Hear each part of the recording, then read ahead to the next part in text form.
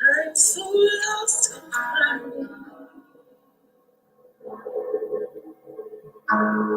Let your light shine so bright to my darkest hour. Welcome to our women's conference, our virtual women's conference. Second year virtual, armed in grace. We are armed in grace. Arlene, Panama City, Cheryl, Panama City. We are armed in grace. Tag someone. Go ahead and share as you come on. Tell other individuals it is time for our seminar, day 2 of our virtual women's conference, Women Armed in Grace. Glad to see you, Pastor Claudia, Pastor Anthony Hunt, Rochester, New York. Ruthie Harrison, West Palm Beach, armed in grace. Eileen, Panama City, armed in grace. Dr. Leah, Jacksonville, armed in grace. Whitney, armed in grace. Say it until you see it. See it and say it. I am armed in grace. I have been equipped with God's enabling ability to handle anything that occurs in my life. I am armed in grace. A season of grace. Bishop Lay, Atlanta. Aurora LeBlanc, Panama City, armed in grace. Women that are armed in grace. We have God's enabling ability. We have been equipped to handle anything that occurs in our life in this season and in the seasons to come.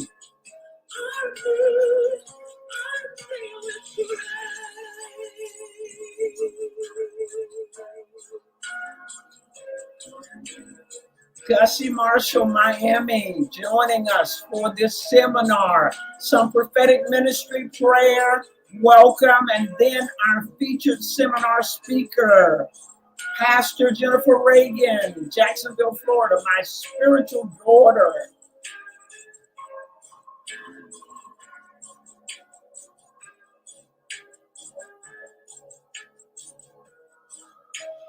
Grace, grace, arm me with grace, grace. Arm me with grace. If you have not been armed, that's an awesome prayer. Arm me with grace. A prophetic song of the Lord that the Lord gave Gavin Renee. Arm me with grace.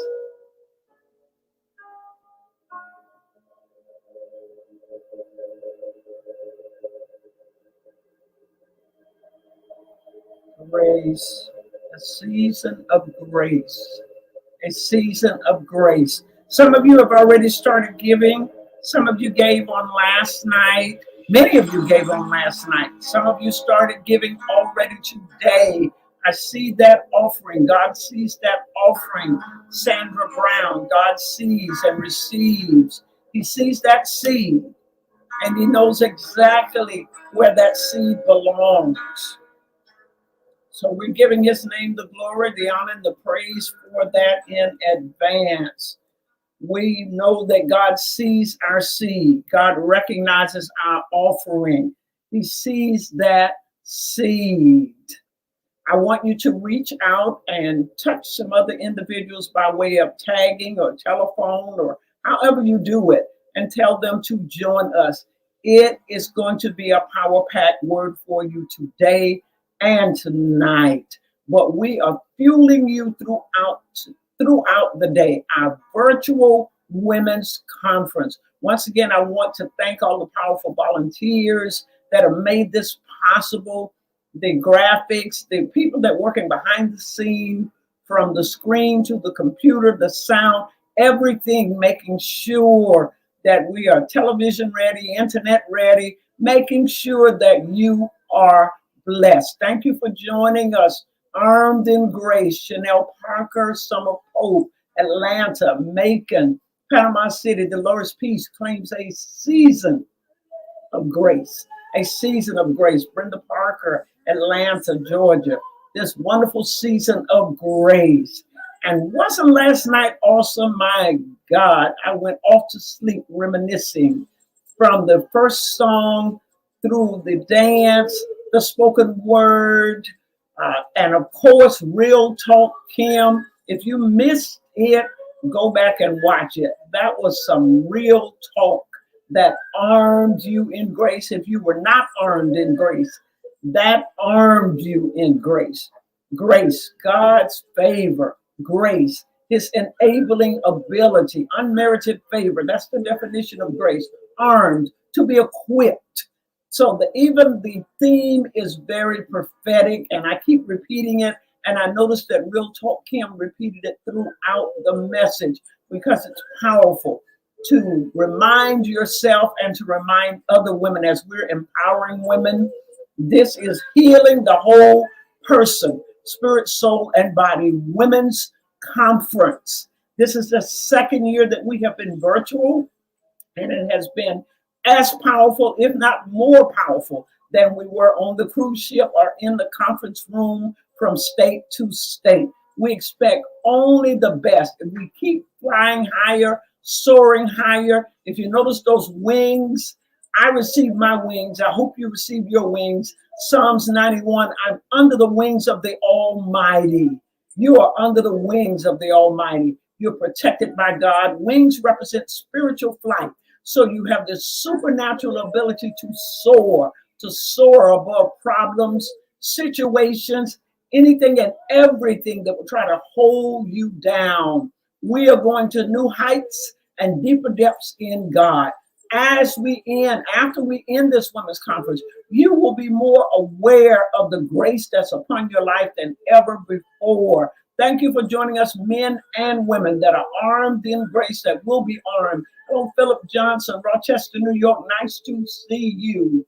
As we jump into prep you or prepare you for Jennifer Reagan, I want to share with some individuals, starting prophetically with Sandra Brown. I noticed as soon as I rose this morning, her offering popped up on the screen. And this is not about prophesying to people that just give offerings. This is to remind you that God sees you. He sees your seed. This is a season of a year, a decade of the open mouth. So we have to open our mouth and not just say something, say the right thing. Open your mouth and say the right thing. Say that I am armed in grace. God has armed me with what I need to be able to soar through this season. God has armed me so that I am equipped with what I need to not just survive, but thrive in this season. This is prophetically a season of change. We're all going through changes. Changes are hard, but change is good. Change is necessary. We had to change the way that we did the women's conference because of the pandemic. There are things that have occurred in your life. Many individuals had to start working from home. Many individuals had to get accustomed to self-quarantining or being quarantined. All of those things brought about changes, but those were changes in order to thrive and to live. So do not fight changes. We are in the season. We have celebrated Yom Kippur, Rosh Hashanah, the head of the new year, Yom Kippur, the most holy day of the year, all of that in September, and the Feast of the Tabernacle, celebrating the harvest. We are celebrating the harvest, looking back over the months and looking how in the midst of a pandemic, how God has blessed us financially, has caused us to be healed, giving us introspection. One of the things that I enjoyed hearing Real Talk Kim mention, because of the pandemic, because of being quarantined, it made her take a hard look at her life to do introspection. That has been one of the things that God has been speaking to us about for months. Taking a look at yourself. What is it that you've been praying about that's not a prayer issue, but it is a get up and do issue? What have you done about the weight loss? What have you done about losing the weight? What have you done about meeting the soulmate? What have you done to make those things happen? What have you done about getting a new job, interviewing? There's so many jobs available now because of the pandemic. There are more people staying at home and not trying to go back to work because they're making more as a result of stimulus checks and so forth. They're making more actually staying home. So jobs are plentiful.